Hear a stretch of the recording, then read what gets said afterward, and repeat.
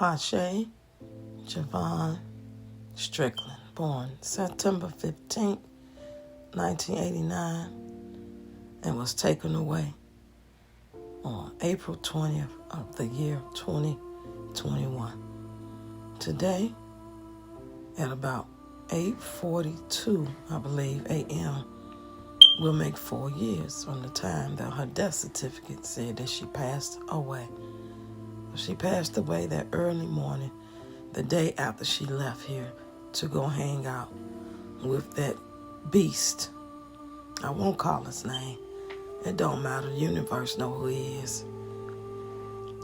And I am so glad that whatever he's in there incarcerated for, may he rot in hell, jail. I'm not one of the people that's going to forgive. If I'm wrong, God forgive me, change my heart. Creator of heaven and earth. You know how I really feel. Ain't no sense in me trying to say anything that sounds good to make me look like I'm a good person. I'm a human being. I'm a mother. I'm a woman. I'm a grandmother. I'm a lot of things. But fake ain't one. And no, I'm not one of them people that say forgive. I do believe vengeance is the Lord's, too, at the same time. Two things can be true at the same time. But I'm not going to ever forgive him and whoever may have taken apart and taken her away from us. Apache was one of the sweetest, little cutest little girls. Even though she passed away at 31 years old, I still treat her like she was my little baby.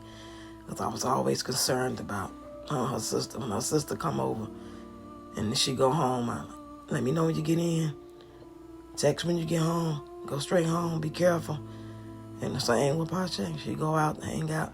Let me know you make it to work. Let me know when you get to your friend's house. Let me know when you're on your way home. I was always a little paranoid because I know things in life can happen, especially where we lived at this time.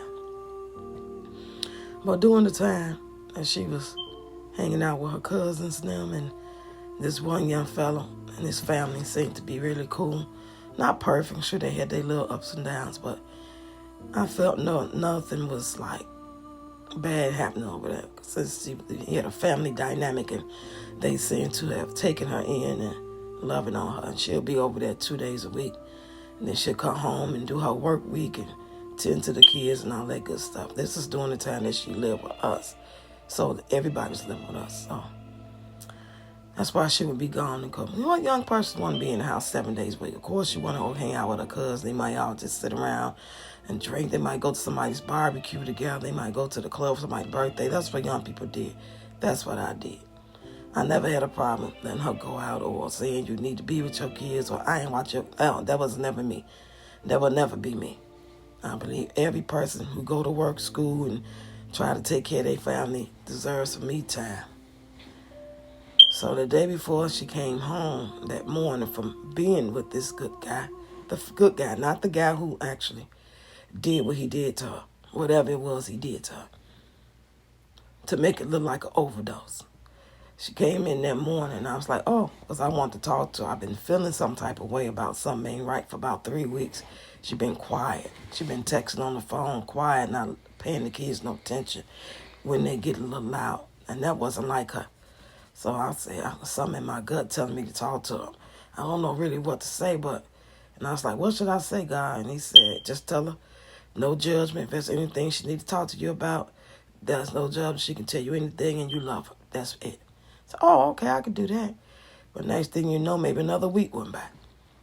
But when she left that night before, or that day before, because it wasn't that night, she left the day before. No, let me get that right. Yeah, she left the day before, about 1 something, I believe. And I was in the back where she be at working, her son, and I seen how nasty it was. And I was upset, and I was like, well, we're going to talk tomorrow. I ain't putting this off. I need to talk to her anyway so I can talk about this at the same time that I want to ask her, is everything okay with her? And then the next day, I get a whole inbox on my Facebook talking about, did the man call you about Pache? And it's about 1:15. I still got the message to this day. Now, you called me at 1:15 and asked me, did that man tell me about Pache? And I'm like confused. It's not clicking. Like, what are you talking about? What do you mean call me about Pache? Why the fuck is you calling me? First of all, she don't talk to you no more. In my mind, I'm not even knowing they even communicating no more. I'm not even putting the pieces together that she's no longer here. Anything like that. I'm thinking like, what man? The grocery man, the police man, the baker man, thief, Indian, what you talking about? I mean, I was just that discombobulated, stupid, really.